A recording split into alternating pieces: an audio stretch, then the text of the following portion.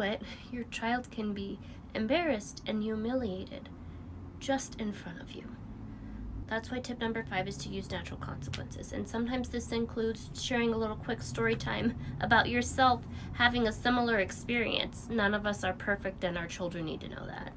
They tend to put us on pedestals. I remember being younger and putting my parents on pedestals, or having some conversations with Stacy and telling her about the mistakes that I've made, and she'd say things like, "You did?" As though that never had crossed her mind that I could fall some of the ways that I have, but we all do. So to make sure you're creating that safe space for your kiddo to embrace the fact that they're not perfect. That's the perfect time to remember we can lean on God. Who better to lean on? What a gift it is to not have to be perfect. God's perfect. We can trust him. So when we're looking at natural consequences, we are also looking at your child going out into the world after you told them the potential consequences of not bathing, or you've told them several times, hey, make sure you take your shower, or don't forget to put clean clothes on, and they just continue on with that. They're going to run into a situation where they have to learn a lesson the hard way, and instead of saying, I told you so, you can pick them up when they're down, give them a hug, and remind them you're there to support them in all areas of life.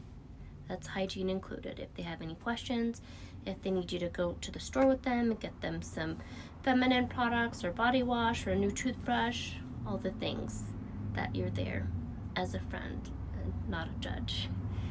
God is the judge, but we get to be the disciplinarians, we get to be friends, we get to be an encourager to our child. I know sometimes you'll hear the saying that as parents, we are not friends with our children, but I like to tell my daughter that her dad and I are her best friends. She might not know it yet, and being a best friend means that we have to have conversations that our friend doesn't always want to hear, because we want what's best for them. We don't just want to tell them what's going to make them happy in the moment. We want them to live well. We want them to thrive. We want them to be blessed. So I hope these tips were helpful to someone today. Thank you guys so much for watching. Let me know if you have any questions or comments or hygiene tips that I forgot to mention, or tricks that you use, tools that you use to help your teen get excited about hygiene. We would love to hear from you, and I hope to see you in the next video. Bye guys.